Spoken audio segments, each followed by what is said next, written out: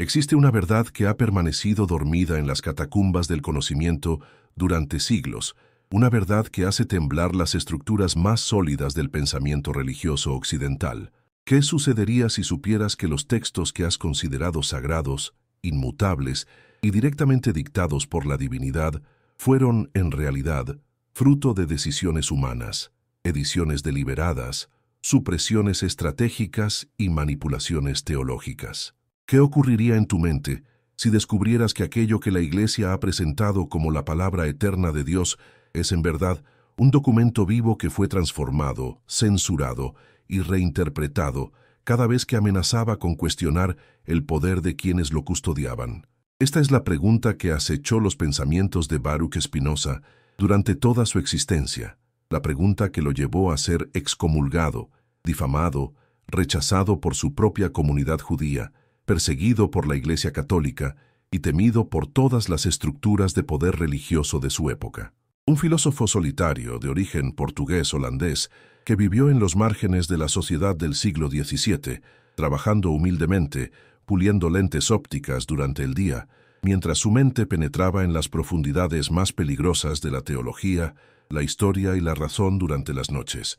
Spinoza no era un simple crítico, era algo mucho más amenazante. Era un ser humano que se atrevió a hacer lo que la mayoría de los mortales jamás se atreverían a hacer, que es mirar directamente a los ojos de la autoridad religiosa y decir que no solo estaba equivocada, sino que había estado mintiendo deliberadamente. ¿No te parece extraño que la religión, aquella supuestamente fundada en la verdad divina, requiriera de tanto miedo para mantenerse en pie? ¿No es curioso que cada vez que alguien formulaba preguntas incómodas, la respuesta fuera siempre la misma? Silencio, censura, quema de libros, destierro o muerte. Spinoza observaba todo esto con la claridad de quien mira a través de un vidrio pulido que ha dedicado su vida a perfeccionar. Veía cómo los dogmas se sostenían no por la fuerza de la verdad, sino por el poder del miedo. Comprendía que el verdadero mecanismo de control religioso no era la fe, sino algo infinitamente más primitivo y más efectivo, el terror al castigo divino, la amenaza del infierno, la culpa sistemáticamente inculcada desde la infancia. La Biblia que conocemos hoy no es la Biblia original que los escribas primitivos depositaron sobre los pergaminos. Es una construcción histórica, un monumento arquitectónico levantado piedra sobre piedra a través de siglos de selecciones, eliminaciones, reinterpretaciones y reescrituras. Cuando los padres de la Iglesia se reunieron en los concilios que pasarían a la historia como momentos de inspiración divina, lo que realmente estaban haciendo era sometiendo textos a votación, rechazando a aquellos que cuestionaban demasiado el orden establecido, aceptando a aquellos que reforzaban su autoridad. ¿Cómo es posible que la palabra infinita y eterna de Dios dependa de votaciones humanas? ¿No debería una verdad divina no necesitar de la mayoría de votos para ser considerada verdadera? ¿No es esta la prueba más evidente de que lo que estaba ocurriendo no era un proceso de revelación, sino un proceso de fabricación? Durante los primeros siglos del cristianismo, existían decenas de evangelios circulando entre las comunidades cristianas primitivas. Los evangelios de Tomás, de Felipe, de María Magdalena, el evangelio del pseudo Juan, el evangelio de Pedro, fragmentos de revelaciones que presentaban a Jesús de maneras radicalmente diferentes a las que conocemos en los 4 evangelios canónicos. Algunos de estos textos mostraban a un Jesús más humano, más cuestionador, menos obediente a la estructura de poder que la Iglesia estaba construyendo. Otros presentaban a Jesús como un revolucionario que desafiaba el sistema político y religioso de su época de formas mucho más explícitas de lo que permitía el Evangelio de Marcos o el de Lucas.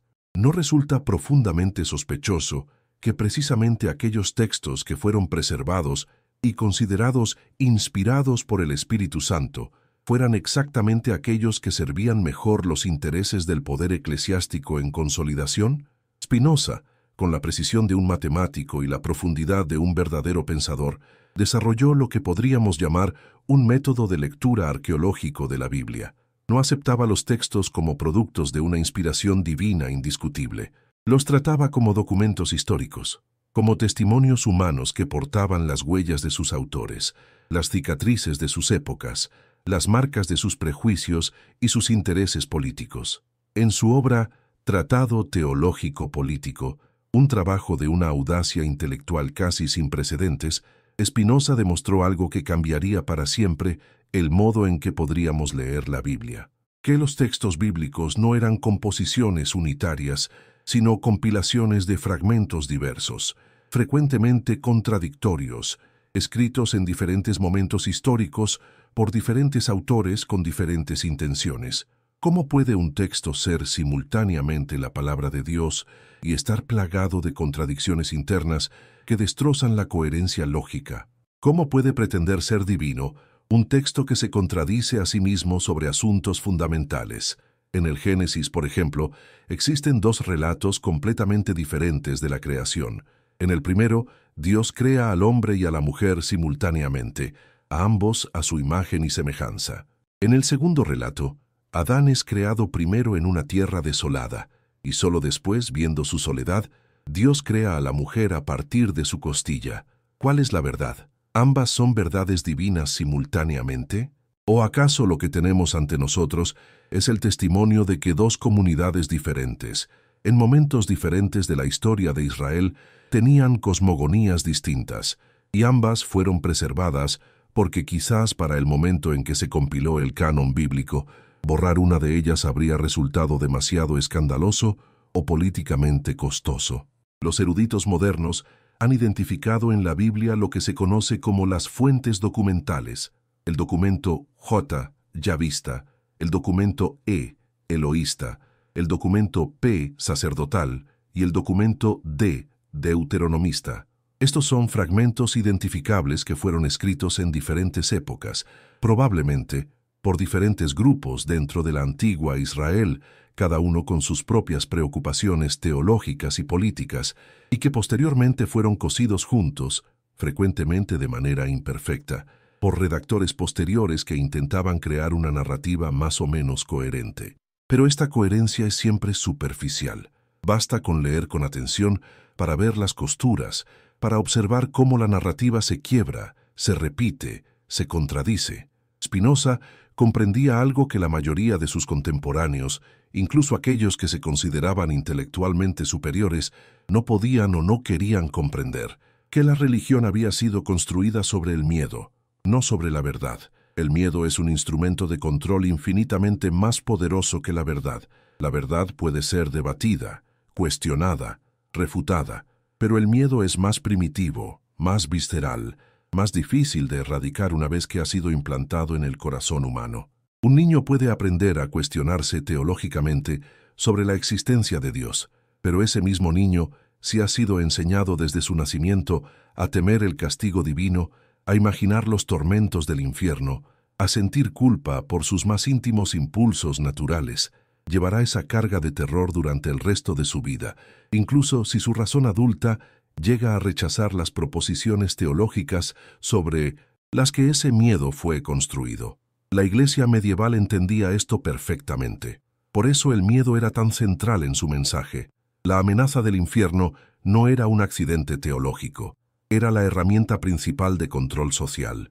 Las descripciones detalladas de los tormentos del infierno, que abundaban en los sermones medievales y en la literatura religiosa de la época, no eran expresiones de fe, sino instrumentos de manipulación psicológica. Dante describe en su infierno los diferentes círculos de tormentos con una precisión casi arquitectónica, como si estuviera describiendo un lugar geográfico real. Pero lo importante no es si el infierno existe o no.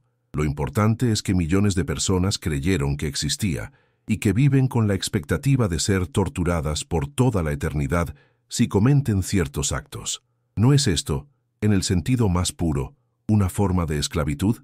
Spinoza, observando todo esto desde la seguridad relativa de la Holanda tolerante, aunque nunca completamente seguro debido a su reputación como pensador peligroso, llegó a una conclusión que sigue siendo revolucionaria incluso hoy.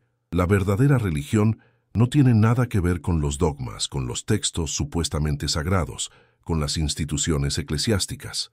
La verdadera religión, si es que tal cosa existe, es una cuestión de la razón que comprende la estructura racional del universo, la necesidad interna de todas las cosas, la conexión causal que vincula todo evento con sus antecedentes. La verdadera religión es amor a Dios desde el conocimiento, no desde el miedo. Y cualquier religión que se construya sobre el miedo es, por definición, una corrupción de la religión verdadera. Permíteme una pregunta que tal vez te haya estado rondando la mente mientras lees estas palabras. ¿Desde dónde estás observando esta narración en este momento? ¿En qué ciudad, en qué país, bajo qué cielo estás leyendo estas reflexiones sobre la verdad y el miedo, sobre Spinoza y la Biblia editada?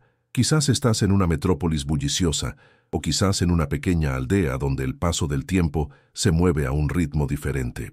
Me gustaría que dejaras un comentario, que marcaras tu lugar en el mundo, que me dijeras desde dónde esta narración está resonando en tu mente.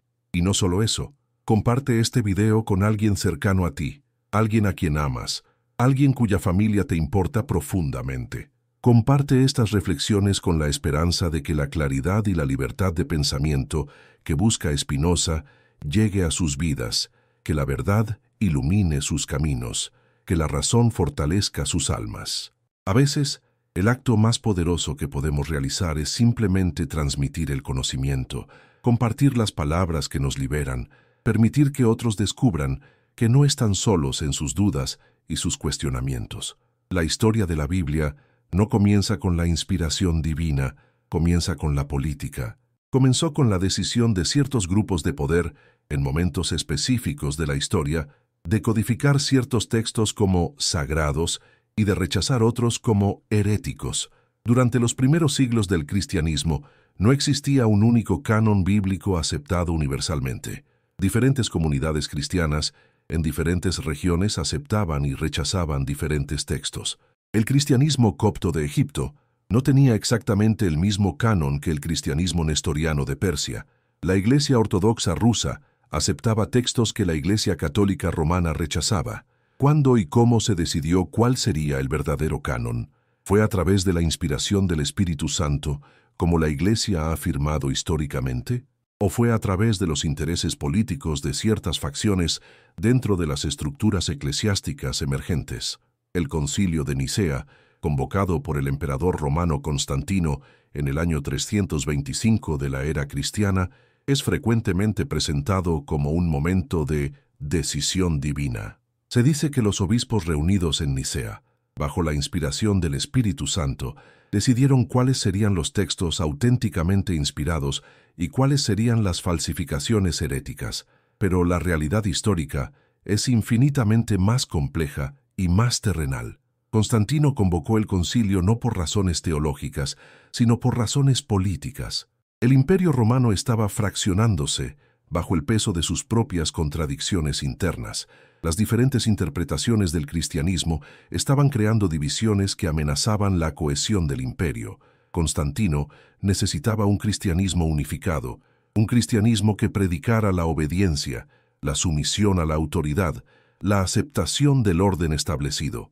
Necesitaba una religión que fuera un instrumento de control social, no un movimiento revolucionario de liberación. Es una coincidencia que precisamente los evangelios que fueron declarados canónicos sean aquellos que presentan a Jesús de la manera más domesticada, más obediente a las autoridades. El Evangelio de Marcos presenta a un Jesús que, en ciertas versiones antiguas, termina de manera abrupta con el descubrimiento de la tumba vacía. Los manuscritos más antiguos no contienen los relatos de las apariciones post-resurrección. Fueron estos agregados posteriores añadidos para reforzar la creencia en la resurrección corporal. El Evangelio de Lucas fue escrito por alguien que aparentemente simpatizaba mucho más con la autoridad romana de lo que los otros evangelistas lo hacen. En Lucas, Poncio Pilato, el prefecto romano que ordenó la crucifixión de Jesús, es presentado como prácticamente inocente, como alguien que fue obligado por la multitud judía a ejecutar a un hombre que, en su interior, sabía que era inocente. No resulta conveniente esta reinterpretación de los eventos históricos para una religión que estaba tratando de coexistir pacíficamente con la estructura política romana.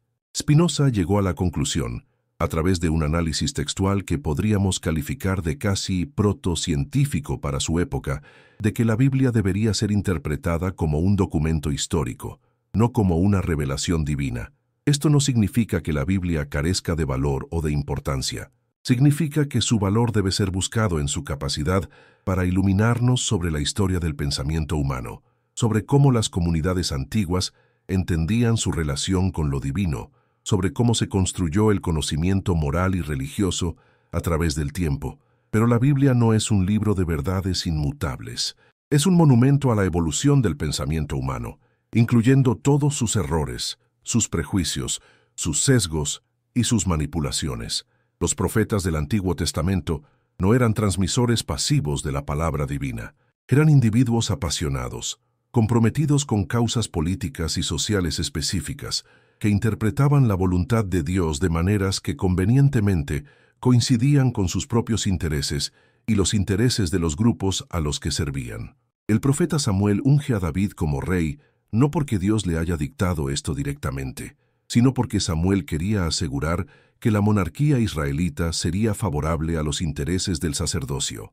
Cuando el profeta Natán confronta al rey David sobre su adulterio con Betsabé y el asesinato de Urías, lo hace no necesariamente porque haya recibido un mandato divino, sino porque el profeta estaba representando los intereses de ciertos segmentos de la sociedad que se oponían al abuso de poder del monarca. ¿Cómo podemos distinguir entre los momentos en que los profetas verdaderamente hablaban en nombre de Dios y los momentos en que hablaban en nombre de sus propios intereses políticos? ¿Existe siquiera tal distinción? ¿O lo que estamos viendo es simplemente el funcionamiento normal de la política, el poder y la manipulación religiosa en las sociedades antiguas? Spinoza se atrevió a sugerir que la segunda opción era la más probable, no porque fuera cínico, sino porque era racional. Cuando observas la historia de cualquier religión, lo que ves es el funcionamiento ordinario de la política humana, simplemente revestida en un lenguaje de lo sagrado y lo divino. La edición de la Biblia fue especialmente agresiva cuando se trataba de ciertos temas. Tomemos el ejemplo de la sexualidad. En los primeros siglos del cristianismo, diferentes teólogos tenían perspectivas radicalmente diferentes sobre la sexualidad, el cuerpo y la reproducción. Algunas comunidades cristianas primitivas eran ascéticas, rechazaban el matrimonio y la procreación como incompatibles con la vida espiritual. Otras veían la sexualidad conyugal como una bendición divina. El cristianismo que finalmente triunfó fue aquel que logró imponer una visión particular. La sexualidad era intrínsecamente problemática. El cuerpo era una fuente de tentación y pecado, y la represión sexual era la forma correcta de vivir una vida cristiana. ¿Cómo se logró esta imposición? No a través de argumentos teológicos convincentes, sino a través del poder eclesiástico, la censura, la persecución de aquellos que sostenían perspectivas alternativas. Los textos que habrían presentado una visión más positiva de la sexualidad, que habrían enseñado que el cuerpo y sus deseos no eran el enemigo del alma, fueron sistemáticamente excluidos del canon. El Evangelio de Felipe contiene pasajes que sugieren una relación más positiva entre la sexualidad y lo espiritual. Fue rechazado.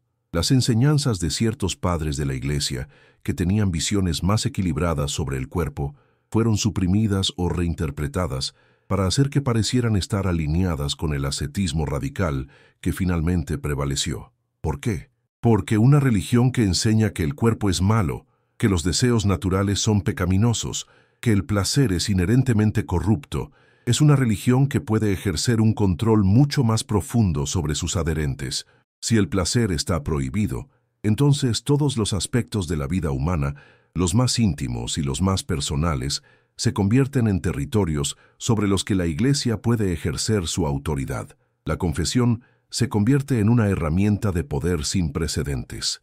Si debes confesar tus pensamientos más privados, si los padres de la Iglesia pretenden estar interesados en los detalles más íntimos de tu vida emocional y sexual, entonces no existe ámbito de tu existencia donde la Iglesia no tenga derecho a penetrar.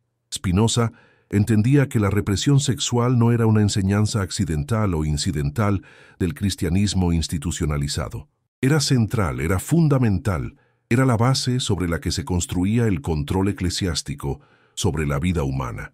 Si las personas fueran libres para experimentar el placer, para valorar sus cuerpos, para abrirse a la sexualidad como una dimensión legítima de la experiencia humana, Entonces la Iglesia perdería uno de sus instrumentos más poderosos de control psicológico.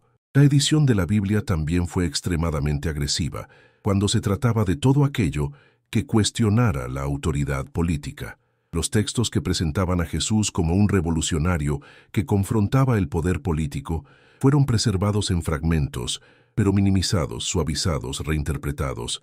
Cuando Mateo, Marcos, Lucas y Juan relatan la crucifixión de Jesús, todos mencionan que fue crucificado entre dos bandidos.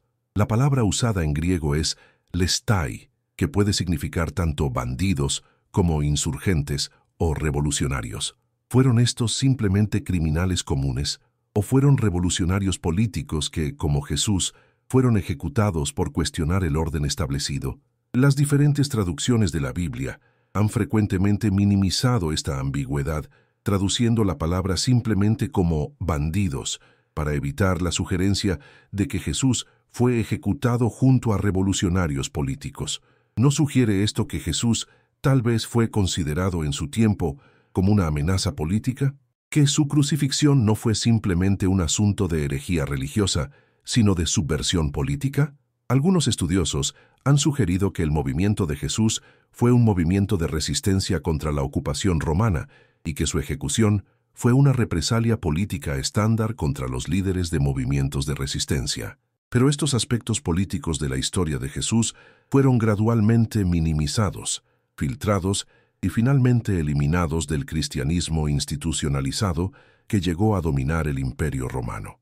¿No es profundamente irónico que una religión que supuestamente se construyó alrededor de un hombre que fue ejecutado por desafiar el poder político llegara a convertirse en el instrumento más efectivo de legitimación del poder político? ¿Cómo ocurrió esta transformación? No accidentalmente. Fue el resultado de decisiones deliberadas tomadas por individuos específicos en momentos específicos de la historia. Constantino no se convirtió al cristianismo porque fuera un creyente sincero. Se convirtió porque reconoció que el cristianismo, si podía ser adecuadamente domesticado y controlado, sería una herramienta de poder más efectiva que cualquier cosa que había existido antes. La Iglesia que emergió del Concilio de Nicea y de los concilios posteriores fue una iglesia que predicaba obediencia a la autoridad, sumisión a los líderes eclesiásticos, quienes a su vez estaban aliados con el poder político, aceptación de la pobreza y el sufrimiento en esta vida a cambio de recompensas en la siguiente. Es la religión perfecta para mantener a las masas bajo control. Promete justicia en el cielo, mientras institucionaliza la injusticia en la tierra. Spinoza, contemplando todo esto desde su pequeño taller donde pulía lentes, llegó a la conclusión de que la razón era el único antídoto contra esta esclavitud.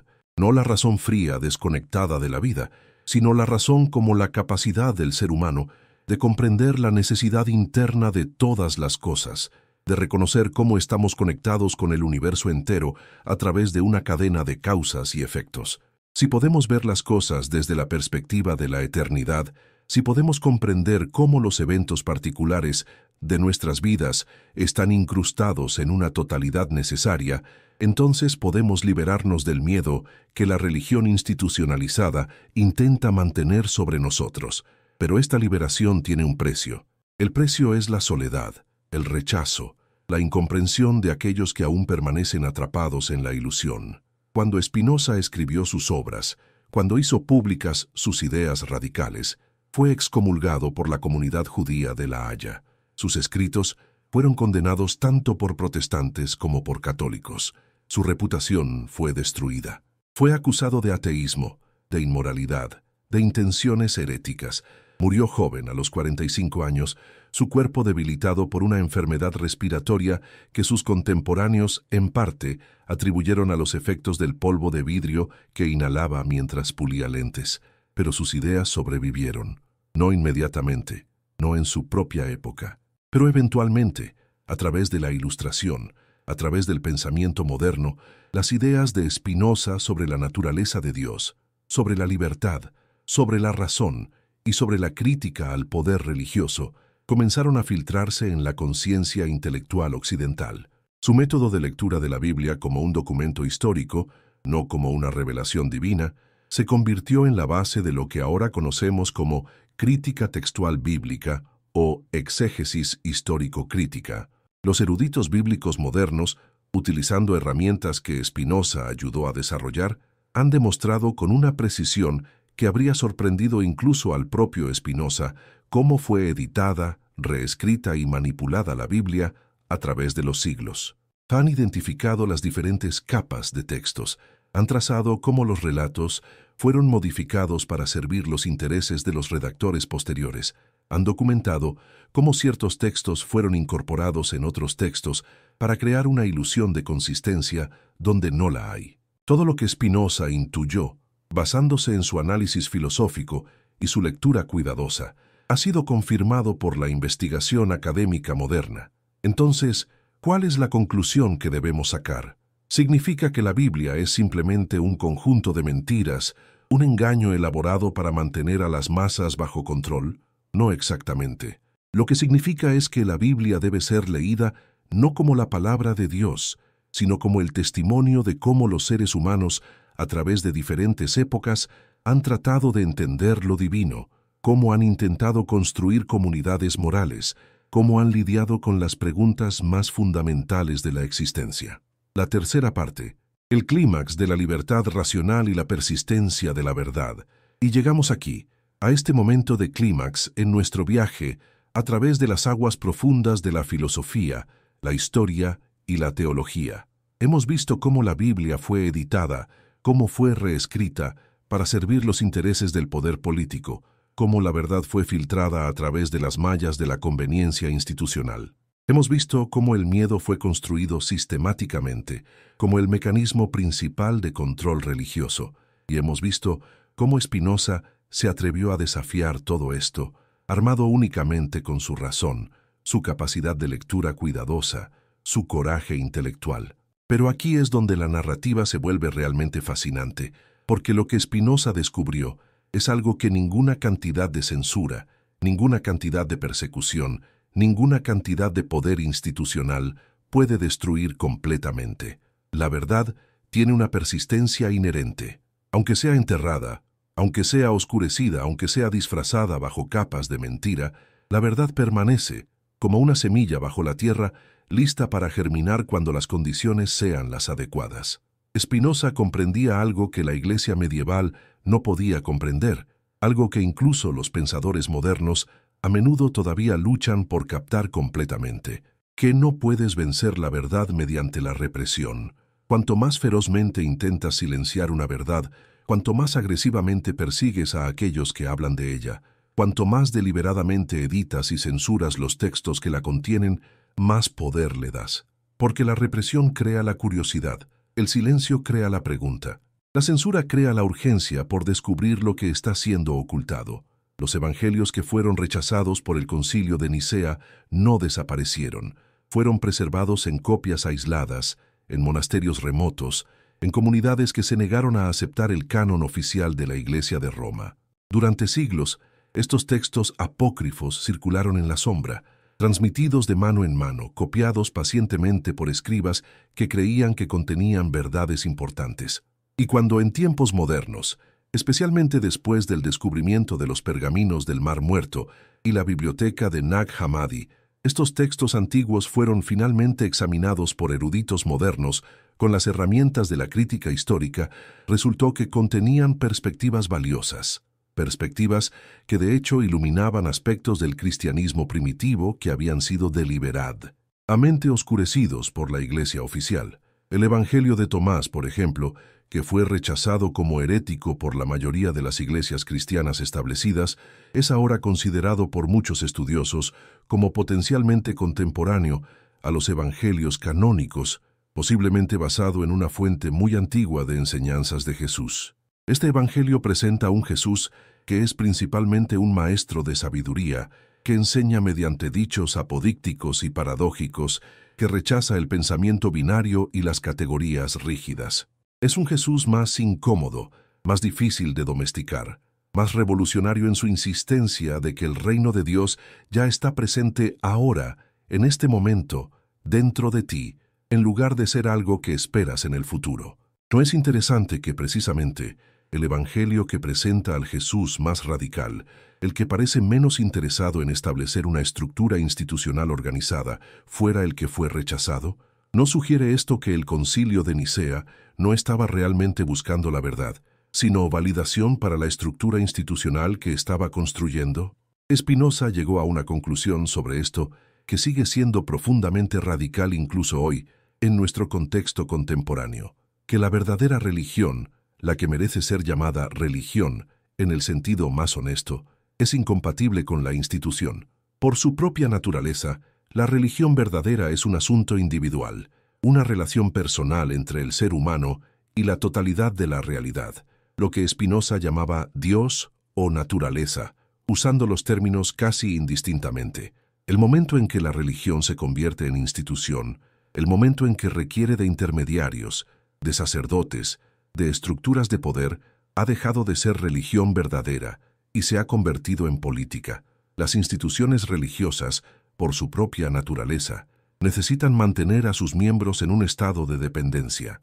Necesitan convencer a sus adherentes de que no pueden acceder a lo divino sin la mediación de la institución, de que necesitan sacerdotes que interpreten las escrituras para ellos, que necesitan rituales que solo la Iglesia puede proporcionar, que necesitan confesiones que solo los clérigos pueden escuchar. Si todos fueran capaces de acceder directamente a la verdad, de comprender la realidad mediante su propia razón, entonces la Iglesia perdería su poder. Por lo tanto, la Iglesia está sistemáticamente interesada en prevenir que las personas piensen por sí mismas, en mantenerlas en la ignorancia, en convencerlas de que la razón es enemiga de la fe.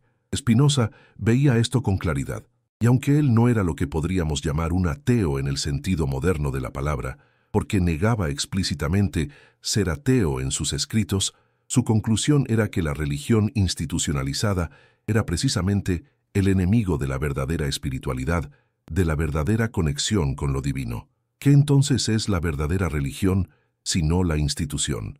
Spinoza respondería, es amor, es conocimiento amoroso de Dios, es la capacidad del ser humano de comprender, mediante su razón, la estructura necesaria del universo, y de responder a esa comprensión con un amor que no demanda recompensa, que no espera castigo, que simplemente ama porque comprender la totalidad de la realidad es amoroso por su propia naturaleza. Pero este amor no puede ser institucionalizado, no puede ser regulado por sacerdotes, no puede ser mediado por estructuras de poder. Es la experiencia más solitaria y la más universal simultáneamente. Cada individuo debe alcanzarla por sí mismo, armado únicamente con su capacidad de pensar. La Biblia editada, entonces, no es simplemente un conjunto de manipulaciones históricas. Es un símbolo del intento sistemático de cortar a la humanidad de su acceso directo a la verdad. Es un monumento a cómo el poder institucional funciona, mediante la selección cuidadosa de qué se dice y qué se calla, mediante la presentación de la arbitrariedad como la necesidad, mediante la coerción disfrazada de verdad divina. Pero aquí es donde las cosas se vuelven verdaderamente esperanzadoras, aunque de una manera trágica y compleja, porque aunque la Iglesia logró imponer su versión de la Biblia, aunque logró silenciar muchas voces alternativas, aunque persiguió y ejecutó a aquellos que se atrevieron a leer la Biblia de manera diferente, no logró eliminar completamente la evidencia de su propia manipulación. Los manuscritos antiguos sobrevivieron, los textos rechazados reaparecieron, y en la era moderna, con el desarrollo de la crítica histórica, la arqueología y la lingüística comparada, se hizo posible leer entre las líneas del texto bíblico oficial y ver las huellas de aquello que había sido editado, censurado, reescrito. Es como si la verdad, aunque sea enterrada viva, mantuviera la capacidad de respirar, de enviar señales, de gritar desde debajo de la tierra. No puede silenciar completamente aquello que es verdadero, porque la verdad tiene una fuerza ontológica que la falsedad simplemente no posee. Y esto nos lleva al aspecto más provocador del pensamiento de Spinoza. Su conclusión de que la verdad no puede ser realmente oprimida a largo plazo, puede ser retrasada, puede ser oscurecida, puede ser violentamente suprimida en períodos específicos de la historia, pero finalmente, la estructura misma de la realidad, la naturaleza necesaria de las cosas, hace que la verdad emerja de nuevo. Es cuestión de tiempo. Consideremos lo que ha sucedido en los últimos 300 años, en el período post-espinociano.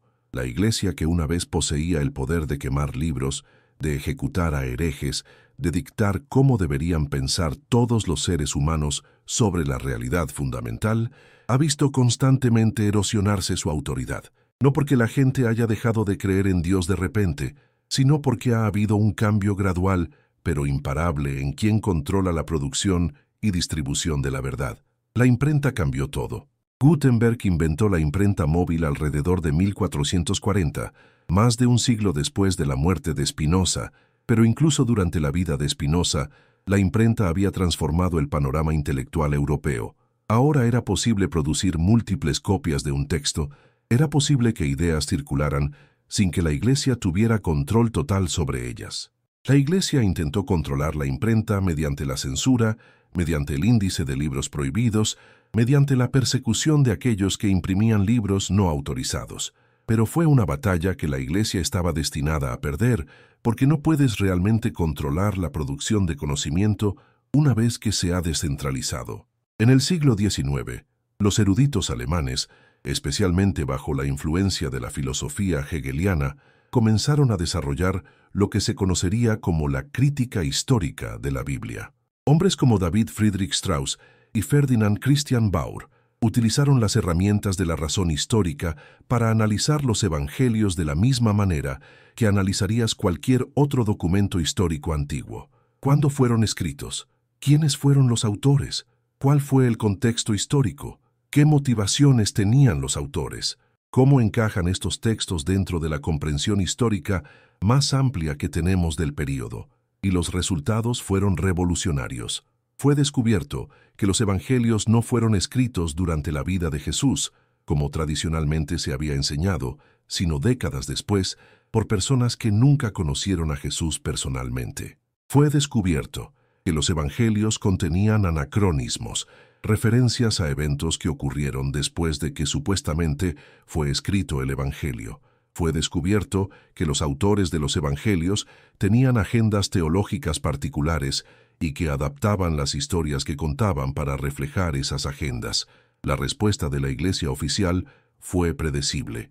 Condenó estos estudios como heréticos, como ataques contra la fe, como manifestaciones de la arrogancia intelectual moderna. Pero la verdad, una vez que había salido del pozo, no pudo volver a ser metida. Los eruditos continuaron su trabajo. Las universidades, que gradualmente se secularizaban, permitían que este tipo de investigación prosiguiera. Y gradualmente, lo que había sido considerado herejía en el siglo XIX se convirtió simplemente en práctica estándar de la erudición bíblica en el siglo XX. Hoy en día, incluso los seminarios teológicos católicos y protestantes enseñan la crítica histórica de la Biblia. Se acepta ampliamente entre los estudiosos de la Biblia, incluso entre aquellos que son creyentes religiosos sinceros, que los evangelios son textos posteriores que reflejan las preocupaciones de las comunidades cristianas primitivas, no registros históricos precisos de lo que Jesús dijo e hizo. Se reconoce que la Biblia fue editada, reescrita y manipulada a lo largo del tiempo. ¿Significa esto que la Biblia ha dejado de ser un texto importante? En absoluto. Simplemente significa que ahora podemos leerla de una manera más honesta, reconociendo tanto su valor como sus limitaciones. Podemos aprender de ella sin pretender que es algo que no es. Podemos apreciar la profundidad del pensamiento teológico que contiene, incluso mientras reconocemos que no es la palabra divina infalible de Dios. Spinoza habría encontrado algo de satisfacción en este desarrollo. No la satisfacción de haber ganado una batalla intelectual, porque Spinoza no era un ser humano que se preocupara particularmente por ganar debates. Pero habría encontrado satisfacción en el hecho de que la verdad, finalmente, había prevalecido, al menos en cierta medida, que la razón había logrado abrir una brecha en la fortaleza del dogma. Pero aquí es donde debemos ser cuidadosos, donde debemos reconocer la complejidad de lo que ha sucedido. Porque aunque la autoridad de la Iglesia institucionalizada ha sido erosionada, aunque la verdad sobre la historicidad de la Biblia se ha vuelto disponible, esto no ha automáticamente liberado a la humanidad del miedo y del control religioso. La religión, y particularmente el control religioso basado en el miedo, es sorprendentemente resiliente. En el siglo XXI, vemos el surgimiento de nuevas formas de fundamentalismo religioso. Hay comunidades cristianas que deliberadamente rechazan la crítica histórica, que insisten en la inerrancia literal de la Biblia, que perpetúan exactamente el tipo de control basado en el miedo, que Spinoza identificó. Hay también religiones que nunca fueron tocadas significativamente por la Ilustración occidental, que continúan operando bajo sistemas de control muy similares a aquellos que prevalecían en la Edad Media. Y hay una razón para esto, porque el miedo es un mecanismo de control más poderoso que la verdad. Una verdad puede ser debatida, cuestionada, refutada, pero el miedo visceral y primitivo al castigo, al sufrimiento eterno, a la condenación divina, es más difícil de erradicar una vez que ha sido implantado. Puede ser sofocado durante períodos de racionalidad intelectual, pero resurge durante momentos de incertidumbre, durante tiempos de crisis cuando las personas buscan algo en qué aferrarse. Sin embargo, hay algo que ha cambiado fundamentalmente en los últimos 300 años. Algo que Spinoza no pudo predecir completamente, pero que está completamente en línea con su filosofía. La estructura misma del poder ha cambiado. El poder ya no está centralizado en la Iglesia de la manera que lo estaba durante la Edad Media. El poder de producir y distribuir conocimiento se ha descentralizado. Internet en los últimos 30 años ha acelerado esta descentralización de una manera casi incomprensible. Ya no es posible que una institución central edite, censure y controle completamente lo que la gente puede saber. La información fluye. Los textos antiguos están disponibles en línea. Los estudiosos de la Biblia contemporáneos publican sus investigaciones de manera que es accesible a cualquiera que desee leerlas. Los evangelios rechazados, los textos apócrifos, los pergaminos antiguos, todo esto está disponible para ser estudiado por cualquiera. Esto no significa que la gente automáticamente vaya a rechazar el control religioso basado en el miedo. Significa que si desean hacerlo, si desean investigar por sí mismos, si desean cuestionar los dogmas que se les han enseñado desde la infancia, tienen los recursos para hacerlo. La represión no puede ser tan total como lo era en la era premoderna. La verdad tiene más oportunidades de emerger, de encontrar audiencias, de transformar la conciencia de aquellos que la escuchan. ¿Y no es esto, fundamentalmente, lo que Spinoza buscaba? No la destrucción de la religión, sino la liberación de los seres humanos de la esclavitud del miedo y la ignorancia. Una religión de la razón, de la comprensión del universo tal como realmente es, de amor y aceptación en lugar de culpa y castigo. Una espiritualidad que fuera compatible con la verdad, no en conflicto con ella. Ahora bien, para llegar a este punto, permíteme dirigirme directamente a ti, lector, observador de esta narración. ¿Desde dónde estás consumiendo estas palabras? ¿Desde qué lugar físico, desde qué contexto geográfico te llegan estas reflexiones? Si estás en la Ciudad de México, si estás en Madrid, en Sao Paulo, en París, en Buenos Aires, en Estambul, en Nairobi, en Bombay, donde quiera que estés, me gustaría que dijeras tu nombre, tu ubicación. Quiero saber que estas palabras están resonando en diferentes partes del mundo, que la búsqueda de verdad no es un asunto localizado, sino global. Y más que eso, quiero pedirte algo que puede parecer simple pero que es profundamente importante. Comparte este video, comparte estas reflexiones, comparte esta narración con alguien a quien amas, con alguien cuyo bienestar te importa. Porque una de las cosas que Spinoza entendió es que la verdad se propaga no simplemente a través de argumentos lógicos, sino a través de la comunidad, a través de la conexión humana. Si amas a alguien, si deseas que viva una vida más plena, más libre, más racional, entonces regálale el acceso a la verdad. Comparte estos pensamientos con la esperanza de que encuentren un lugar fecundo en su mente, con la esperanza de que la libertad que viene del entendimiento se extienda a sus familias, a sus círculos cercanos, a sus comunidades. Porque aunque la verdad tiene una persistencia inherente, aunque está destinada finalmente a prevalecer, cada acto de compartir conocimiento, cada momento en que decides transmitir a alguien más lo que has aprendido, acelera este proceso. Cada persona que despierta a la verdad sobre la naturaleza manipulada de las instituciones que pretendían controlar la realidad es un voto por la racionalidad, un paso hacia adelante en la historia del pensamiento humano. La Biblia editada, entonces, no es simplemente un objeto de estudio histórico. Es un símbolo vivo, palpitante, de la lucha eterna entre el poder que busca controlar la realidad mediante la represión, la mentira y el miedo, y la verdad que persistentemente intenta emerger, que intenta ser conocida, que intenta libertar. La pregunta que enfrentamos hoy no es muy diferente de la que Spinoza enfrentó hace más de 300 años. ¿Nos atreveremos a pensar por nosotros mismos?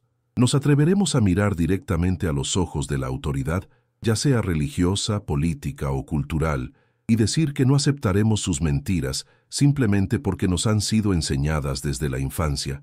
¿Nos atreveremos a usar la razón que poseemos, esa facultad que nos permite comprender la realidad tal como realmente es? Spinoza murió en la soledad y la incomprensión. Fue difamado en su tiempo, pero sus palabras llegaron hasta nosotros. Su pensamiento influyó en los grandes filósofos posteriores. Su método de análisis crítico de textos religiosos se convirtió en la norma de la erudición moderna, y su insistencia en que la verdad no puede ser permanentemente reprimida, que finalmente prevalecerá, que la razón es más fuerte que el miedo, permanece como una verdad brillante en la oscuridad del dogmatismo. Imagina por un momento qué mundo sería diferente si millones de personas tuvieran acceso a la comprensión que Spinoza poseía. Imagina una sociedad donde la religión fuera verdaderamente una religión de amor y comprensión, no de miedo y culpa. Imagina una humanidad que ya no fuera esclavizada por dogmas que fueron deliberadamente editados para servir intereses de poder. Imagina la libertad que vendría de comprender finalmente que tú tienes la capacidad de comprender la realidad por ti mismo, que no necesitas intermediarios, que tu razón es suficiente. Esta es la promesa que Spinoza hizo, no con palabras, sino con su vida misma. La promesa de que la verdad es más fuerte que cualquier represión, que la razón es el camino a la libertad, que el amor verdadero emerge cuando comprendemos la realidad en su totalidad. Y esta verdad, que fue ocultada, que fue editada, que fue censurada durante siglos, sigue brillando, sigue persistiendo, sigue buscando aquellos oídos que están listos para escucharla. Narración filosófica. Spinoza y el secreto de la Biblia editada. Existe una verdad que ha permanecido dormida en las catacumbas del conocimiento durante siglos, una verdad que hace temblar las estructuras más sólidas del pensamiento religioso occidental. ¿Qué sucedería si supieras que los textos que has considerado sagrados, inmutables y directamente dictados por la divinidad fueron, en realidad, fruto de decisiones humanas, ediciones deliberadas, supresiones estratégicas y manipulaciones teológicas? ¿Qué ocurriría en tu mente si descubrieras que aquello que la Iglesia ha presentado como la palabra eterna de Dios es en verdad un documento vivo que fue transformado, censurado y reinterpretado cada vez que amenazaba con cuestionar el poder de quienes lo custodiaban?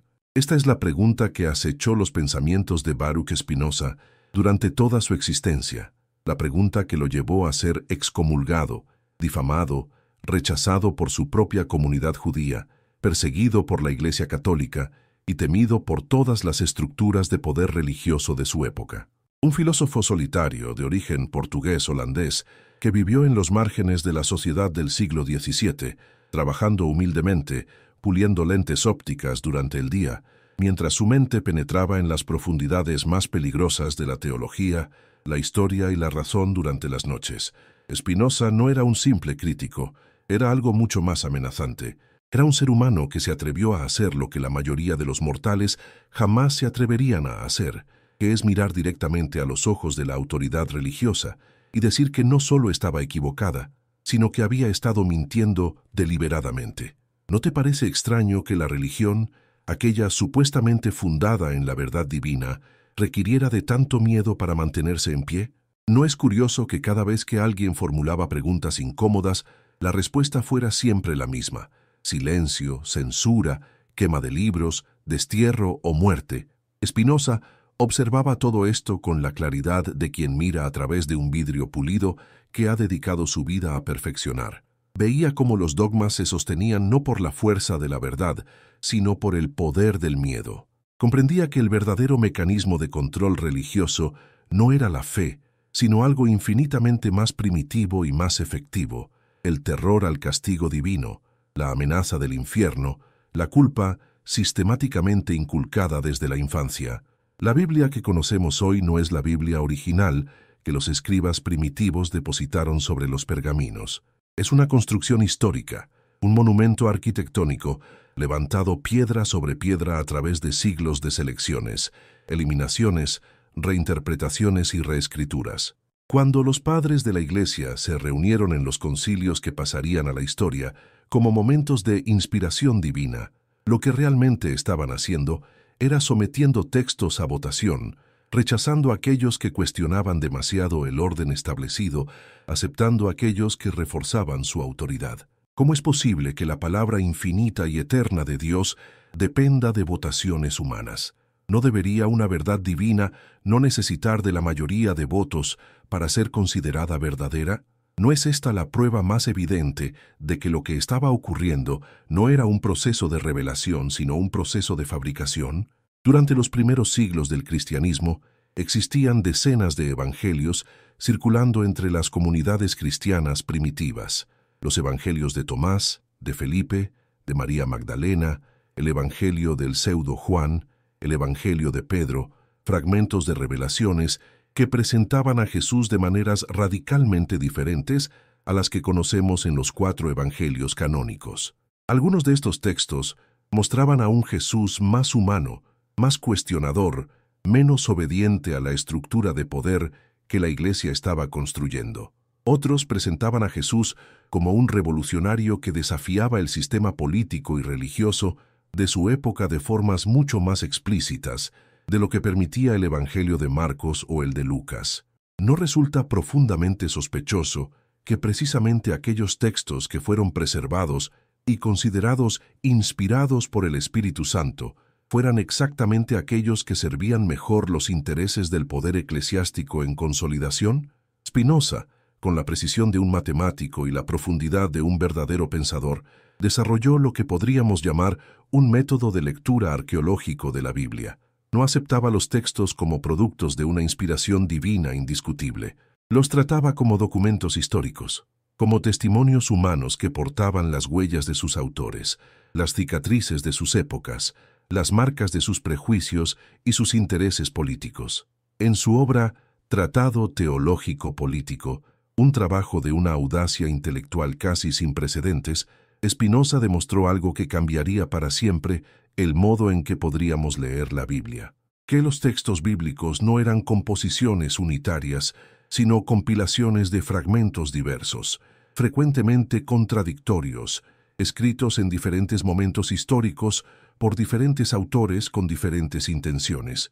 ¿Cómo puede un texto ser simultáneamente la palabra de Dios y estar plagado de contradicciones internas que destrozan la coherencia lógica? ¿Cómo puede pretender ser divino un texto que se contradice a sí mismo sobre asuntos fundamentales?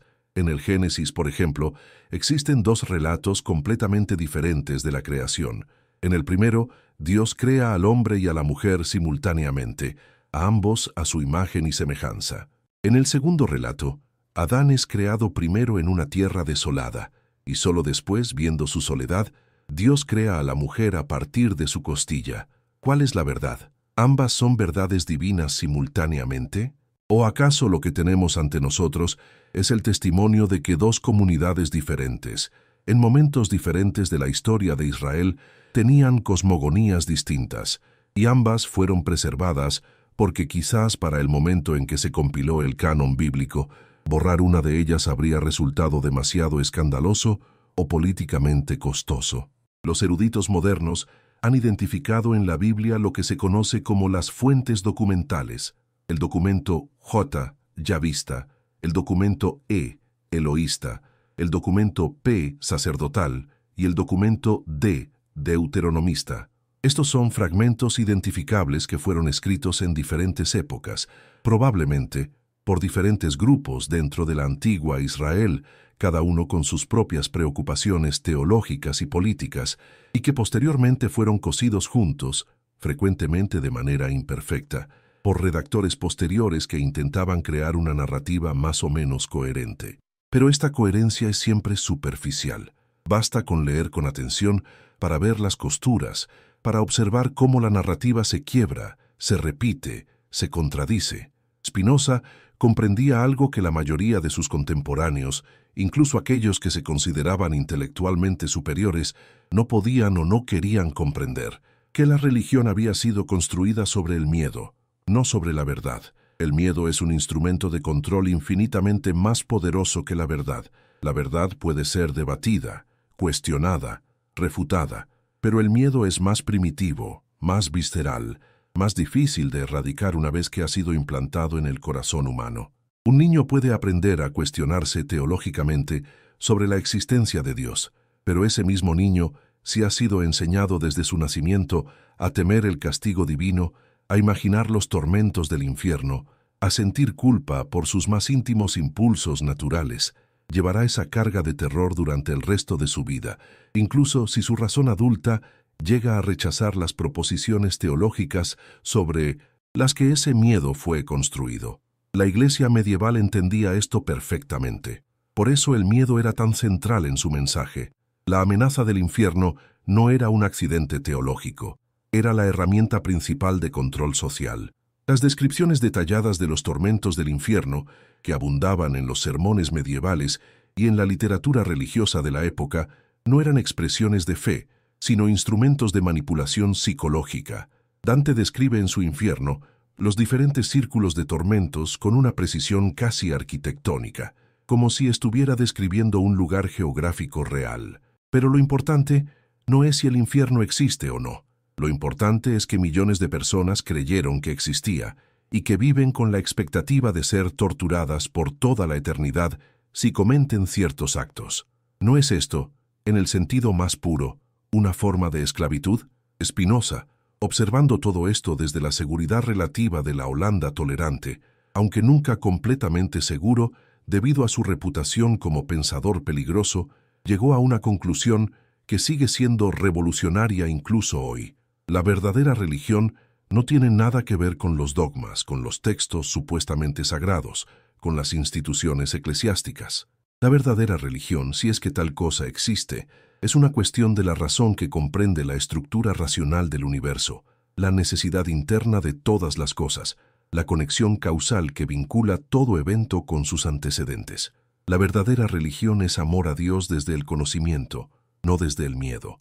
Y cualquier religión que se construya sobre el miedo es, por definición, una corrupción de la religión verdadera.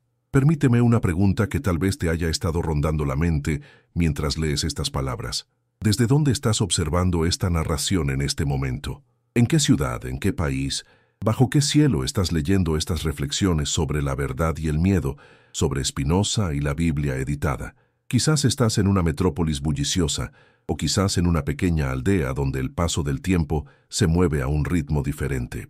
Me gustaría que dejaras un comentario, que marcaras tu lugar en el mundo, que me dijeras desde dónde esta narración está resonando en tu mente. Y no solo eso, comparte este video con alguien cercano a ti, alguien a quien amas, alguien cuya familia te importa profundamente. Comparte estas reflexiones con la esperanza de que la claridad y la libertad de pensamiento que busca Spinoza llegue a sus vidas, que la verdad ilumine sus caminos, que la razón fortalezca sus almas. A veces, el acto más poderoso que podemos realizar es simplemente transmitir el conocimiento, compartir las palabras que nos liberan, permitir que otros descubran que no están solos en sus dudas y sus cuestionamientos. La historia de la Biblia no comienza con la inspiración divina, comienza con la política. Comenzó con la decisión de ciertos grupos de poder, en momentos específicos de la historia, de codificar ciertos textos como sagrados y de rechazar otros como heréticos. Durante los primeros siglos del cristianismo, no existía un único canon bíblico aceptado universalmente. Diferentes comunidades cristianas en diferentes regiones aceptaban y rechazaban diferentes textos. El cristianismo copto de Egipto, No tenía exactamente el mismo canon que el cristianismo nestoriano de Persia. La Iglesia Ortodoxa rusa aceptaba textos que la Iglesia Católica Romana rechazaba. ¿Cuándo y cómo se decidió cuál sería el verdadero canon?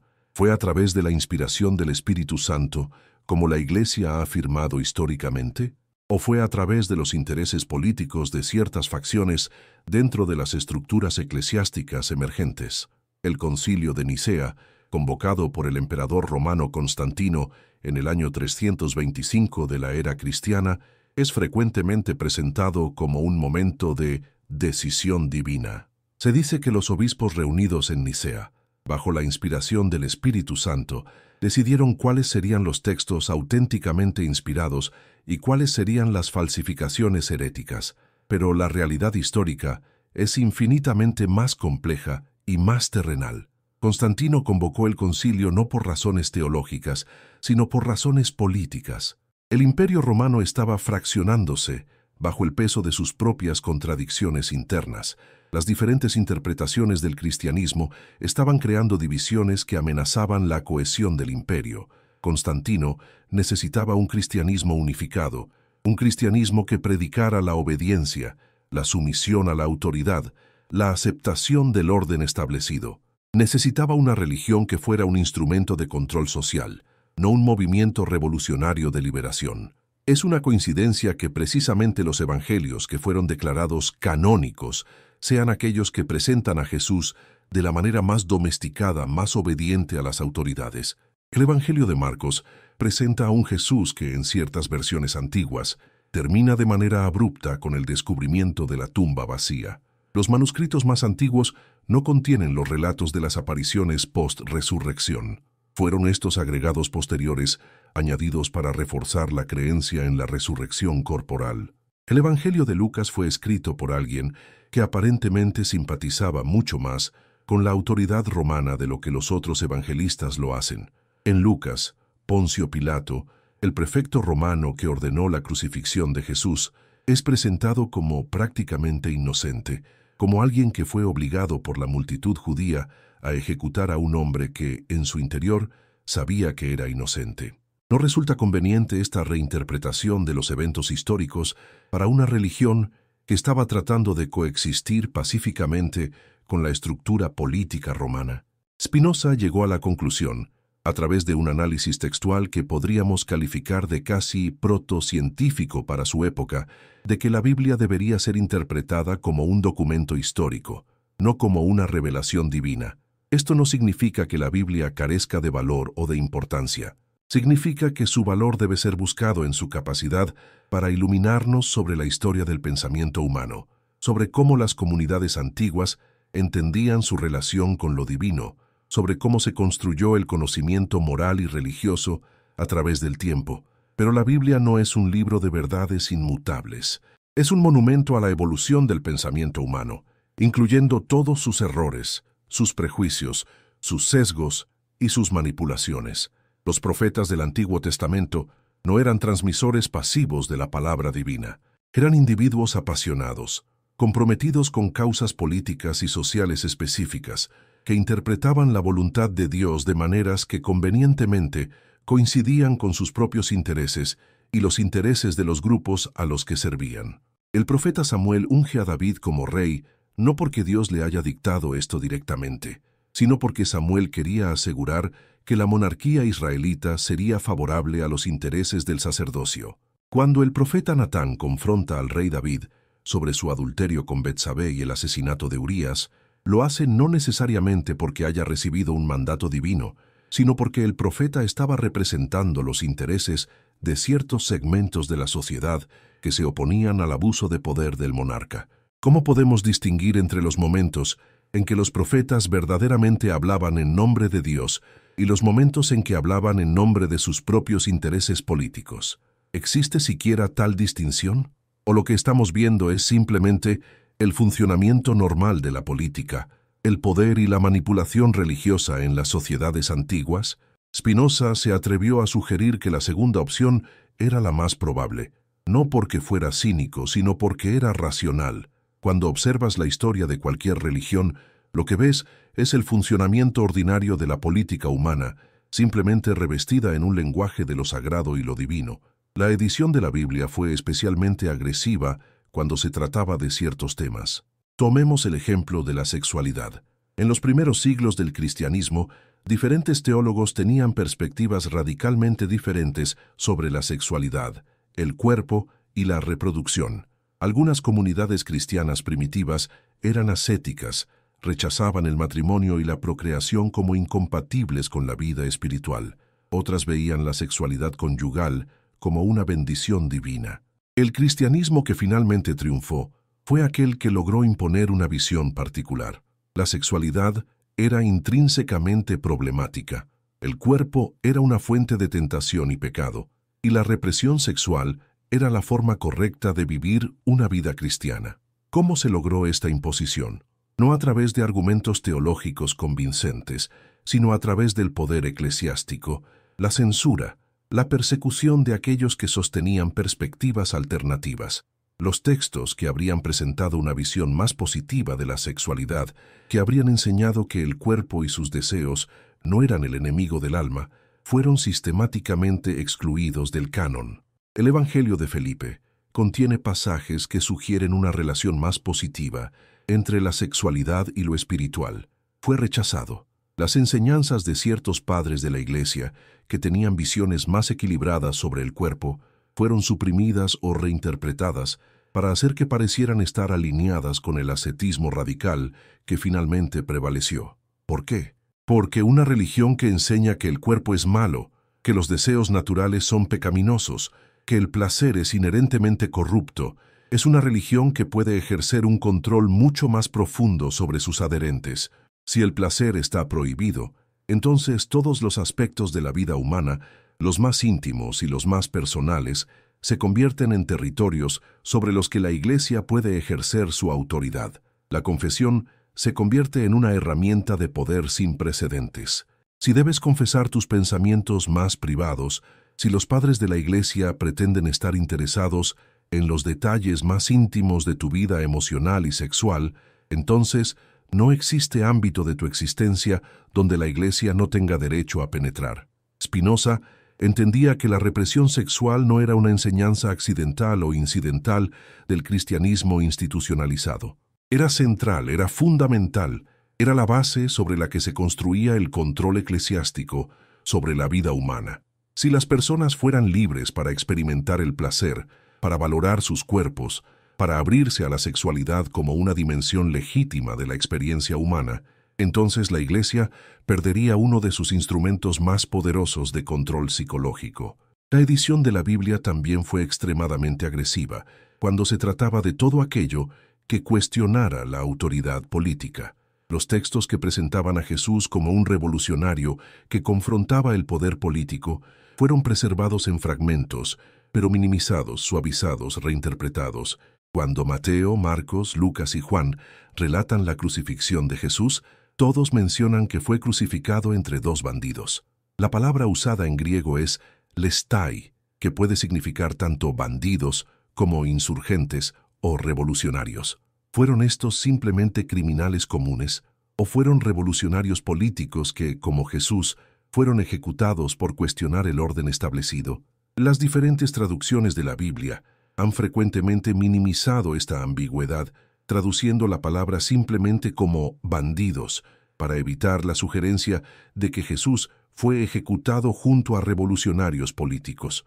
¿No sugiere esto que Jesús tal vez fue considerado en su tiempo como una amenaza política? ¿Que su crucifixión no fue simplemente un asunto de herejía religiosa, sino de subversión política? Algunos estudiosos han sugerido que el movimiento de Jesús fue un movimiento de resistencia contra la ocupación romana y que su ejecución fue una represalia política estándar contra los líderes de movimientos de resistencia. Pero estos aspectos políticos de la historia de Jesús fueron gradualmente minimizados, filtrados y finalmente eliminados del cristianismo institucionalizado que llegó a dominar el Imperio Romano. ¿No es profundamente irónico que una religión que supuestamente se construyó alrededor de un hombre que fue ejecutado por desafiar el poder político llegara a convertirse en el instrumento más efectivo de legitimación del poder político? ¿Cómo ocurrió esta transformación? no accidentalmente. Fue el resultado de decisiones deliberadas tomadas por individuos específicos en momentos específicos de la historia. Constantino no se convirtió al cristianismo porque fuera un creyente sincero. Se convirtió porque reconoció que el cristianismo, si podía ser adecuadamente domesticado y controlado, sería una herramienta de poder más efectiva que cualquier cosa que había existido antes. La iglesia que emergió del concilio de Nicea y de los concilios posteriores fue una iglesia que predicaba obediencia a la autoridad, sumisión a los líderes eclesiásticos, quienes a su vez estaban aliados con el poder político, aceptación de la pobreza y el sufrimiento en esta vida a cambio de recompensas en la siguiente. Es la religión perfecta para mantener a las masas bajo control. Promete justicia en el cielo, mientras institucionaliza la injusticia en la tierra. Spinoza, contemplando todo esto desde su pequeño taller donde pulía lentes, llegó a la conclusión de que la razón era el único antídoto contra esta esclavitud.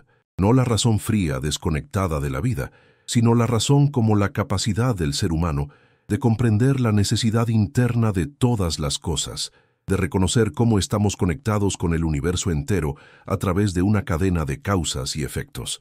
Si podemos ver las cosas desde la perspectiva de la eternidad, si podemos comprender cómo los eventos particulares de nuestras vidas están incrustados en una totalidad necesaria, entonces podemos liberarnos del miedo que la religión institucionalizada intenta mantener sobre nosotros. Pero esta liberación tiene un precio. El precio es la soledad, el rechazo, la incomprensión de aquellos que aún permanecen atrapados en la ilusión. Cuando Spinoza escribió sus obras, cuando hizo públicas sus ideas radicales, fue excomulgado por la comunidad judía de La Haya. Sus escritos fueron condenados tanto por protestantes como por católicos. Su reputación fue destruida. Fue acusado de ateísmo, de inmoralidad, de intenciones heréticas. Murió joven, a los 45 años, su cuerpo debilitado por una enfermedad respiratoria que sus contemporáneos, en parte, atribuyeron a los efectos del polvo de vidrio que inhalaba mientras pulía lentes. Pero sus ideas sobrevivieron, no inmediatamente, no en su propia época, pero eventualmente, a través de la Ilustración, a través del pensamiento moderno, las ideas de Spinoza sobre la naturaleza de Dios, sobre la libertad, sobre la razón y sobre la crítica al poder religioso, comenzaron a filtrarse en la conciencia intelectual occidental. Su método de lectura de la Biblia como un documento histórico, no como una revelación divina, se convirtió en la base de lo que ahora conocemos como crítica textual bíblica o exégesis histórico-crítica. Los eruditos bíblicos modernos, utilizando herramientas que Spinoza ayudó a desarrollar, han demostrado con una precisión que habría sorprendido incluso al propio Spinoza cómo fue editada, reescrita y manipulada la Biblia a través de los siglos. Han identificado las diferentes capas de textos, han trazado cómo los relatos fueron modificados para servir los intereses de los redactores posteriores, han documentado cómo ciertos textos fueron incorporados en otros textos para crear una ilusión de consistencia donde no la hay. Todo lo que Spinoza intuyó, basándose en su análisis filosófico y su lectura cuidadosa, ha sido confirmado por la investigación académica moderna. Entonces, ¿cuál es la conclusión que debemos sacar? ¿Significa que la Biblia es simplemente un conjunto de mentiras, un engaño elaborado para mantener a las masas bajo control? No exactamente. Lo que significa es que la Biblia debe ser leída no como la palabra de Dios, sino como el testimonio de cómo los seres humanos, a través de diferentes épocas, han tratado de entender lo divino, cómo han intentado construir comunidades morales, cómo han lidiado con las preguntas más fundamentales de la existencia. La tercera parte, el clímax de la libertad racional y la persistencia de la verdad. Y llegamos aquí, a este momento de clímax en nuestro viaje a través de las aguas profundas de la filosofía, la historia y la teología. Hemos visto cómo la Biblia fue editada, cómo fue reescrita para servir los intereses del poder político, cómo la verdad fue filtrada a través de las mallas de la conveniencia institucional. Hemos visto cómo el miedo fue construido sistemáticamente como el mecanismo principal de control religioso, y hemos visto cómo Spinoza se atrevió a desafiar todo esto, armado únicamente con su razón, su capacidad de lectura cuidadosa, su coraje intelectual. Pero aquí es donde la narrativa se vuelve realmente fascinante, porque lo que Spinoza descubrió es algo que ninguna cantidad de censura, ninguna cantidad de persecución, ninguna cantidad de poder institucional puede destruir completamente. La verdad tiene una persistencia inherente. Aunque sea enterrada, aunque sea oscurecida, aunque sea disfrazada bajo capas de mentira, la verdad permanece, como una semilla bajo la tierra, lista para germinar cuando las condiciones sean las adecuadas. Spinoza comprendía algo que la Iglesia medieval no podía comprender, algo que incluso los pensadores modernos a menudo todavía luchan por captar completamente, que no puedes vencer la verdad mediante la represión. Cuanto más ferozmente intentas silenciar una verdad, cuanto más agresivamente persigues a aquellos que hablan de ella, cuanto más deliberadamente editas y censuras los textos que la contienen, más poder le das. Porque la represión crea la curiosidad, el silencio crea la pregunta. La censura crea la urgencia por descubrir lo que está siendo ocultado. Los evangelios que fueron rechazados por el Concilio de Nicea no desaparecieron. Fueron preservados en copias aisladas, en monasterios remotos, en comunidades que se negaron a aceptar el canon oficial de la Iglesia de Roma. Durante siglos, estos textos apócrifos circularon en la sombra, transmitidos de mano en mano, copiados pacientemente por escribas que creían que contenían verdades importantes. Y cuando en tiempos modernos, especialmente después del descubrimiento de los pergaminos del Mar Muerto y la biblioteca de Nag Hammadi, estos textos antiguos fueron finalmente examinados por eruditos modernos con las herramientas de la crítica histórica, resultó que contenían perspectivas valiosas. Perspectivas que de hecho iluminaban aspectos del cristianismo primitivo que habían sido deliberadamente oscurecidos por la Iglesia oficial. El Evangelio de Tomás, por ejemplo, que fue rechazado como herético por la mayoría de las iglesias cristianas establecidas, es ahora considerado por muchos estudiosos como potencialmente contemporáneo a los evangelios canónicos, posiblemente basado en una fuente muy antigua de enseñanzas de Jesús.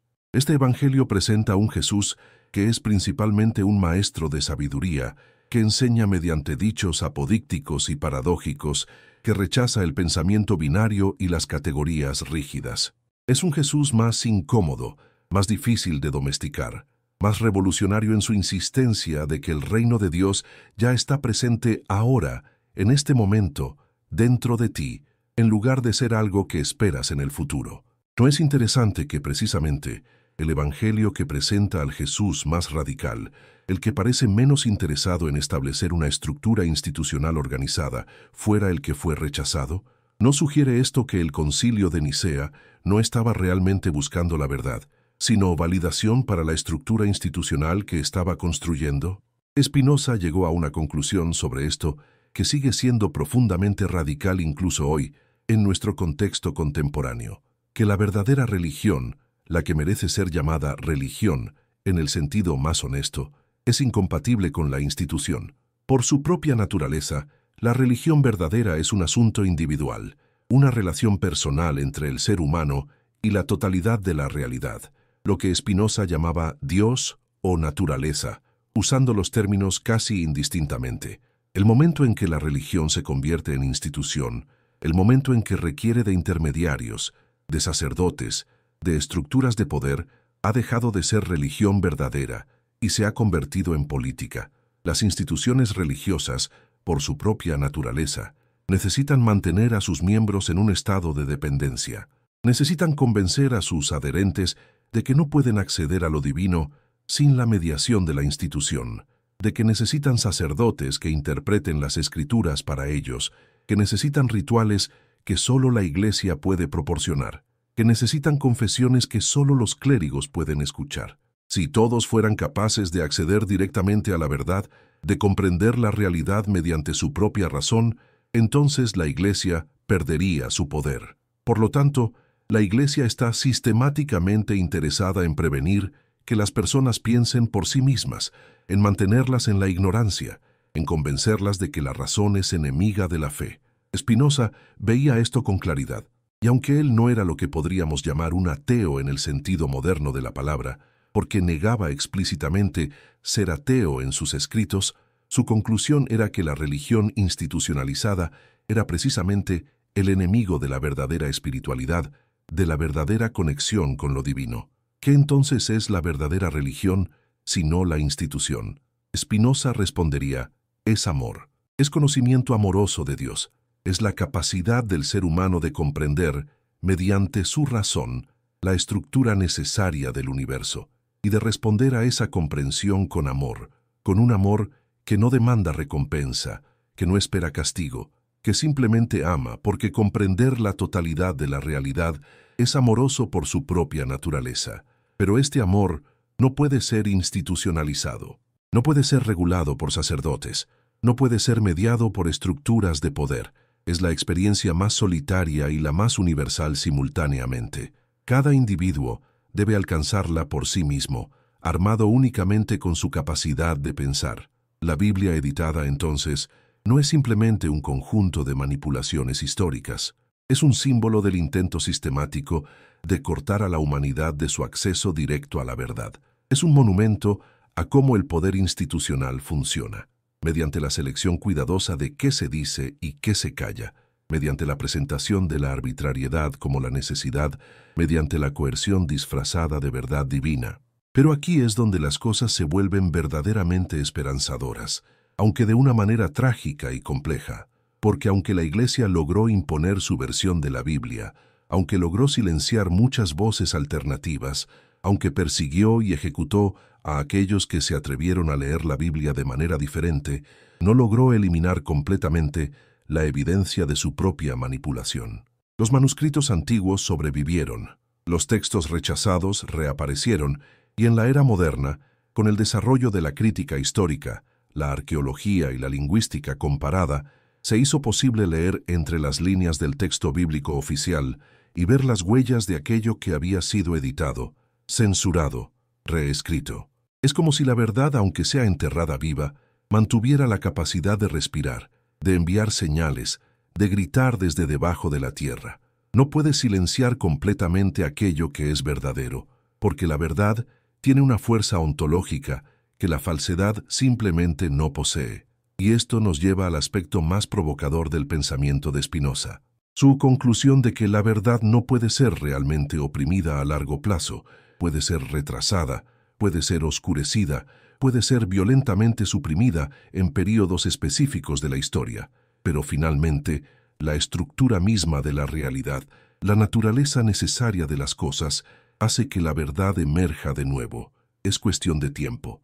Consideremos lo que ha sucedido en los últimos 300 años, en el período post-espinociano. La Iglesia, que una vez poseía el poder de quemar libros, de ejecutar a herejes, de dictar cómo deberían pensar todos los seres humanos sobre la realidad fundamental, ha visto constantemente erosionarse su autoridad. No porque la gente haya dejado de creer en Dios de repente, sino porque ha habido un cambio gradual, pero imparable, en quien controla la producción y distribución de la verdad. La imprenta cambió todo. Gutenberg inventó la imprenta móvil alrededor de 1440, más de un siglo después de la muerte de Spinoza, pero incluso durante la vida de Spinoza, la imprenta había transformado el panorama intelectual europeo. Ahora era posible producir múltiples copias de un texto, era posible que ideas circularan sin que la Iglesia tuviera control total sobre ellas. La Iglesia intentó controlar la imprenta mediante la censura, mediante el índice de libros prohibidos, mediante la persecución de aquellos que imprimían libros no autorizados. Pero fue una batalla que la Iglesia estaba destinada a perder, porque no puedes realmente controlar la producción de conocimiento una vez que se ha descentralizado. En el siglo XIX, los eruditos alemanes, especialmente bajo la influencia de la filosofía hegeliana, comenzaron a desarrollar lo que se conocería como la crítica histórica de la Biblia. Hombres como David Friedrich Strauss y Ferdinand Christian Baur utilizaron las herramientas de la razón histórica para analizar los evangelios de la misma manera que analizarías cualquier otro documento histórico antiguo. ¿Cuándo fueron escritos? ¿Quiénes fueron los autores? ¿Cuál fue el contexto histórico? ¿Qué motivaciones tenían los autores? ¿Cómo encajan estos textos dentro de la comprensión histórica más amplia que tenemos del período? Y los resultados fueron revolucionarios. Fue descubierto que los evangelios no fueron escritos durante la vida de Jesús, como tradicionalmente se había enseñado, sino décadas después, por personas que nunca conocieron a Jesús personalmente. Fue descubierto que los evangelios contenían anacronismos, referencias a eventos que ocurrieron después de que supuestamente fue escrito el evangelio. Fue descubierto que los autores de los evangelios tenían agendas teológicas particulares y que adaptaban las historias que contaban para reflejar esas agendas. La respuesta de la Iglesia oficial fue predecible. Condenó estos estudios como heréticos, como ataques contra la fe, como manifestaciones de la arrogancia intelectual moderna. Pero la verdad, una vez que había salido del pozo, no pudo volver a ser metida. Los eruditos continuaron su trabajo.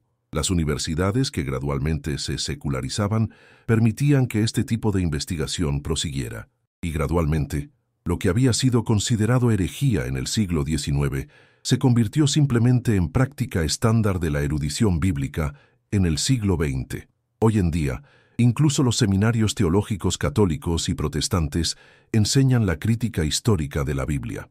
Se acepta ampliamente entre los estudiosos de la Biblia, incluso entre aquellos que son creyentes religiosos sinceros, que los evangelios son textos posteriores que reflejan las preocupaciones de las comunidades cristianas primitivas, no registros históricos precisos de lo que Jesús dijo e hizo. Se reconoce que la Biblia fue editada, reescrita y manipulada a lo largo del tiempo. ¿Significa esto que la Biblia ha dejado de ser un texto importante? En absoluto. Simplemente significa que ahora podemos leerla de una manera más honesta, reconociendo tanto su valor como sus limitaciones. Podemos aprender de ella sin pretender que es algo que no es. Podemos apreciar la profundidad del pensamiento teológico que contiene, incluso mientras reconocemos que no es la palabra divina infalible de Dios. Spinoza habría encontrado algo de satisfacción en este desarrollo.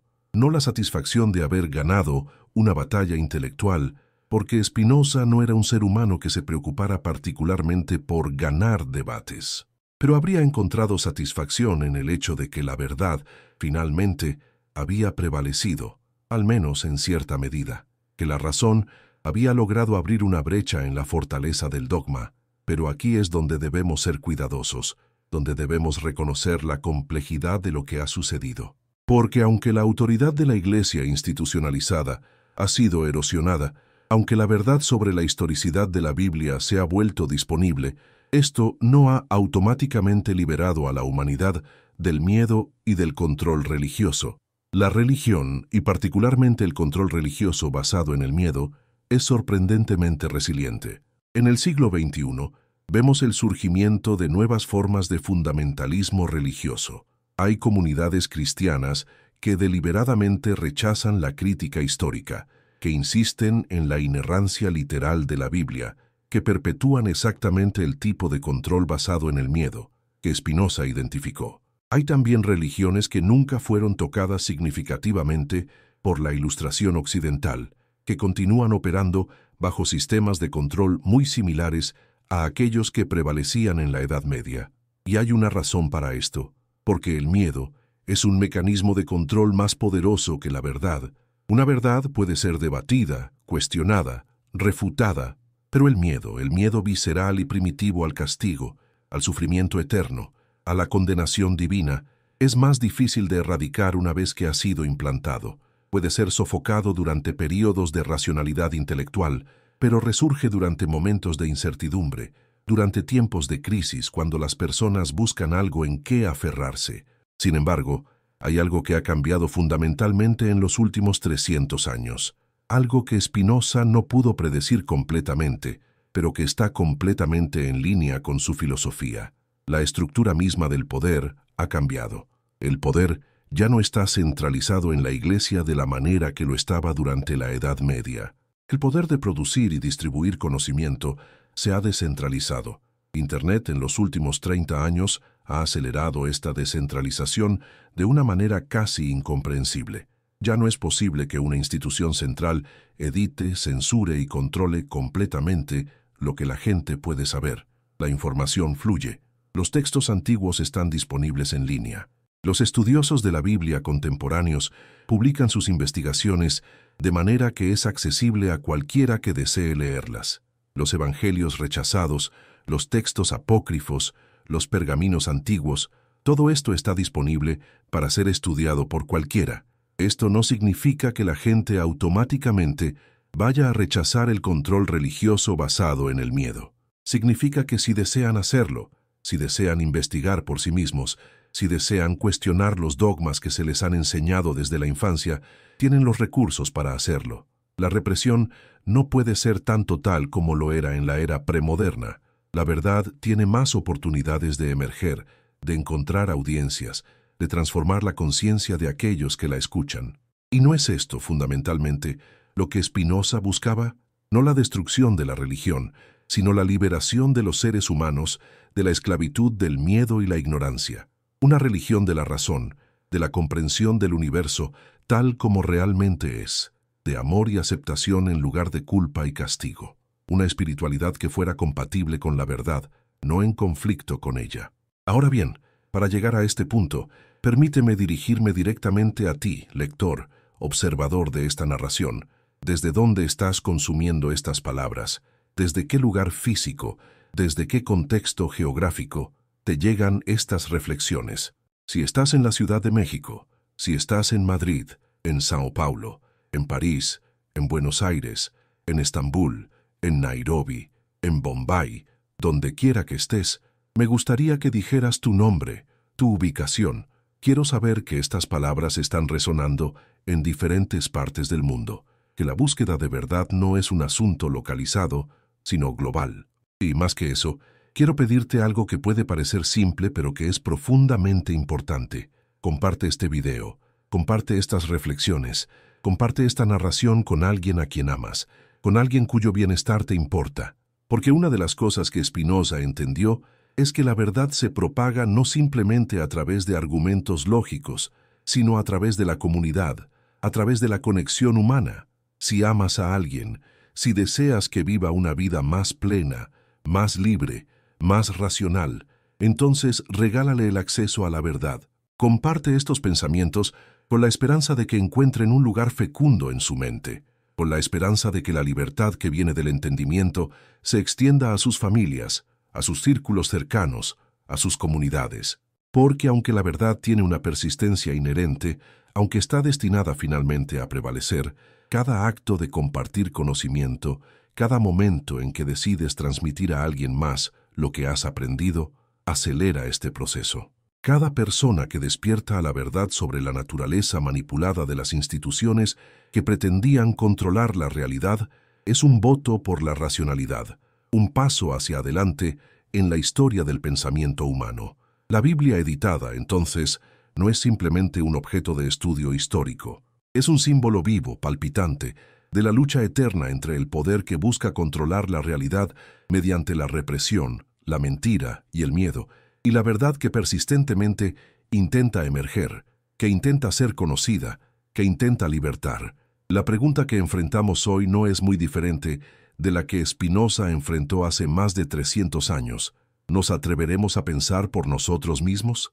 ¿Nos atreveremos a mirar directamente a los ojos de la autoridad, ya sea religiosa, política o cultural, y decir que no aceptaremos sus mentiras simplemente porque nos han sido enseñadas desde la infancia?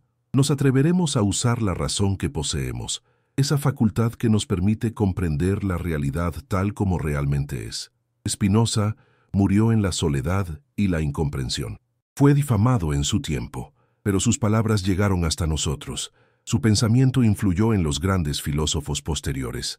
Su método de análisis crítico de textos religiosos se convirtió en la norma de la erudición moderna, y su insistencia en que la verdad no puede ser permanentemente reprimida, que finalmente prevalecerá, que la razón es más fuerte que el miedo, permanece como una verdad brillante en la oscuridad del dogmatismo. Imagina por un momento qué mundo sería diferente si millones de personas tuvieran acceso a la comprensión que Spinoza poseía. Imagina una sociedad donde la religión fuera verdaderamente una religión de amor y comprensión, no de miedo y culpa. Imagina una humanidad que ya no fuera esclavizada por dogmas que fueron deliberadamente editados para servir intereses de poder. Imagina la libertad que vendría de comprender finalmente que tú tienes la capacidad de comprender la realidad por ti mismo, que no necesitas intermediarios, que tu razón es suficiente. Esta es la promesa que Spinoza hizo, no con palabras, sino con su vida misma. La promesa de que la verdad es más fuerte que cualquier represión, que la razón es el camino a la libertad, que el amor verdadero emerge cuando comprendemos la realidad en su totalidad. Y esta verdad, que fue ocultada, que fue editada, que fue censurada durante siglos, sigue brillando, sigue persistiendo, sigue buscando aquellos oídos que están listos para escucharla.